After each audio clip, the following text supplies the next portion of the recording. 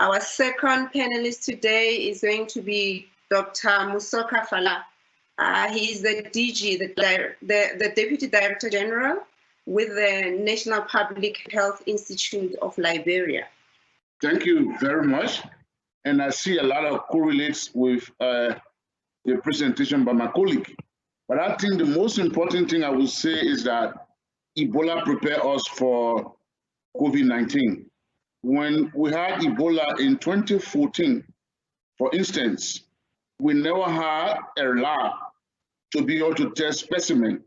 We literally were taking specimen to Guinea for testing at an MSF lab before getting the results. As a result, we lost essential time.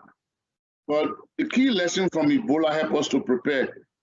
One of the key things from Ebola was the fact that the National Public Health Institute was developed after Ebola with the mandate to protect the country from public health threat for early warning.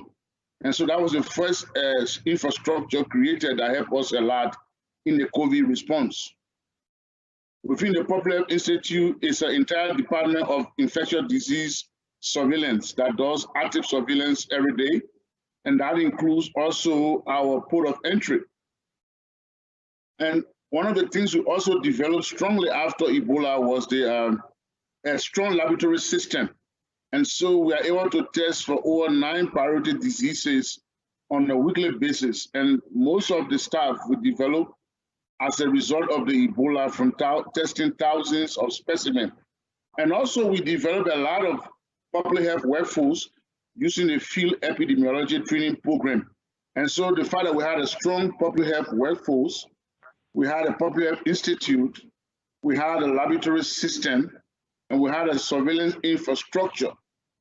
As a result, on January 18, I wrote to the Minister of Health and said that given the threat from China, there was a need for us to assess the risks of an importation of COVID-19 to Liberia. Based on our risk analysis, we have seen that in under 40 days, there were over 300 persons that came from China to Liberia between December and January. Based on that analysis, we wrote that we have an advisory activated for enhanced screening at the airport, as that was our greatest point of risk for an imported case. And Liberia became the first country to institute vigorous screening and testing and the issuance of health card to track people coming into the country. And so from January 22nd, we instituted enhanced airport screening. We track people, and then initially from January 22nd to February the 10th, we're allowing people to go to their homes and they will be tracked from their houses. But we realized that some of the people are not responding to phone calls. And so on February the 12th, Liberia instituted institutional quarantine for all travelers. We initiated risk communication and we activated the incident management system. Incident management system had within it all of the key pillars: case management, contact tracing. All of those pillars were activated long in advance and got prepared. At the initial stage, we were meeting 3 times a week with all of the partners, looking at all of our strategic preparedness initiative. We did an assessment of the laboratory if we were ready to test for COVID-19. Based on the platform developed from Ebola, we realized that yes, we had similar molecular platform, but what we needed were the primers and the probe. We also linked up with ECOWAS, WAHU, West African Health Organization, which is our regional body, to begin to study the risks across the region. And so one of our team was sent to the Pasteur Institute in Senegal for us to begin training, and then he got trained and brought the specimen in country. And so our lab was ready to do testing for COVID-19. In early March, we had suspected cases that we tested using our platform.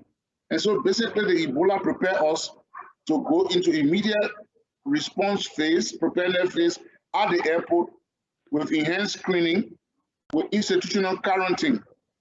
Two other key things the Ebola did for us was working with the communities.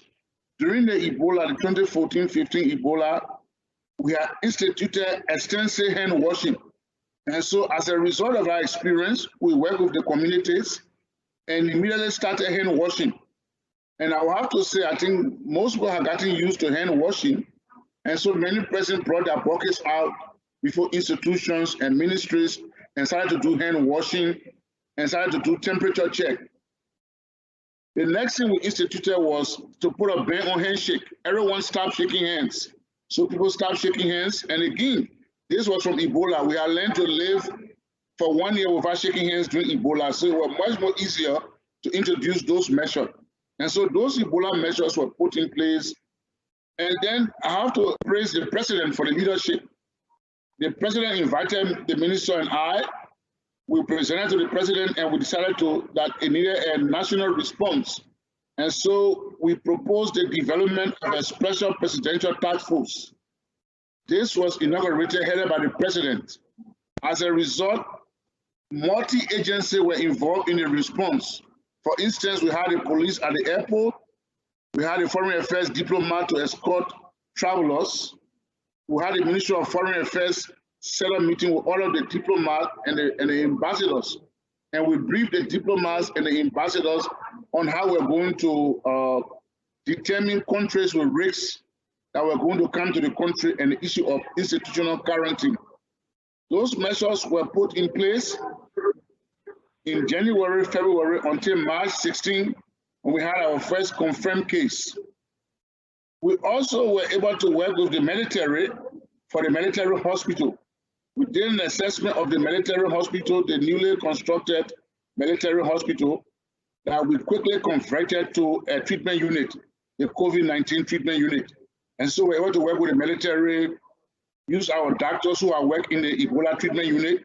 And so it was easier for us to transition from those that had done work in Ebola and to train them rapidly to manage COVID-19. Another key thing from Ebola was the fact that at the close of Ebola, we have what we call the forward logistic bases. These were hubs that were created across the country that had PPE, that had gloves, that we had kept in order to prepare just in case there were future outbreaks. And so because the fact we have forward logistic bases established, basically the story of Liberia, we have around 266 cases. We have only 3 deaths from our treatment unit. We have over 146 discharges, all alive. And we think that all of these achievements are a direct result of the Ebola. You know, I always said within the Ebola, there was a silver lining.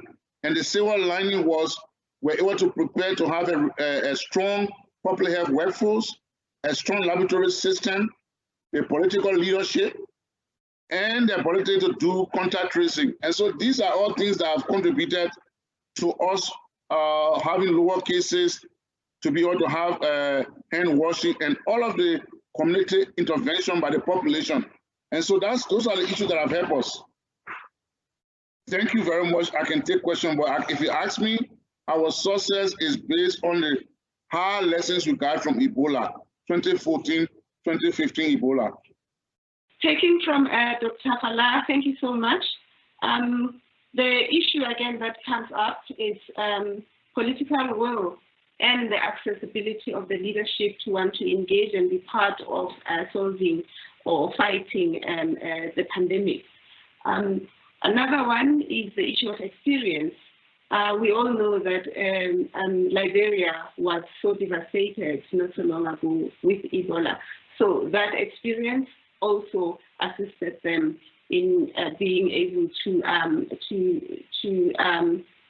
do what is appropriate to try and curb this or prevent this COVID-19 from wreaking havoc again to the population. Another one is the issue of early warning signs and the system set around that. and their ability as a government or as a country to be able to have that come out and be able to implement it as and when it's needed. Another one is the issue of screening at the borders or ports of entry, being mainly the airport.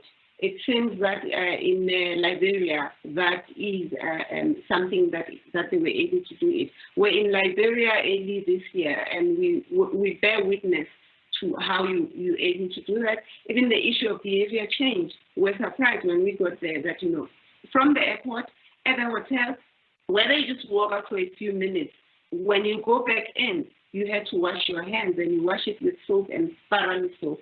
So thank you so much for that, Dr. Fallah.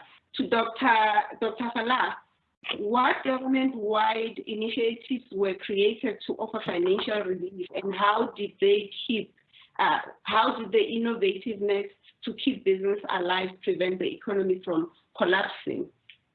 Yeah, like we say, what we really saw happening with the COVID, I will have to say, is that we created a strong private sector initiative, and working with the private sector, helping them to realize that working together, we will be able to protect them. And so we saw a lot of very good overtures from the private sector. And I'll have to say, we have a multilateral company here, Asela Meta, that leads a West Africa private sector initiative. And so it is a bi-directional relationship. On the one hand, they are supporting us in the outbreak to protect their businesses, but also most of the work that we need in terms of logistics and feeding, we try to contract out to businesses so that we can keep them in business. For instance, we were able to engage a lot of the hotels for the institutional quarantine. And so by doing that, we're able to put money back into the businesses. And that's why I kept them afloat. Nowadays, even when the partial lockdown came, there could not be 100% lockdown because we wanted to protect the businesses. And now the lockdown has been increased by 3 hours, and certain businesses are allowed to operate. And so at 3 levels, the private sector initiative, the bi-directional engagement, in the response, trying to get most of what we need from local businesses, and then the third part, trying to make the lockdown to be business friendly so that they cannot be strangulated. These are some of the ways we try to protect the businesses in the midst of the outbreak.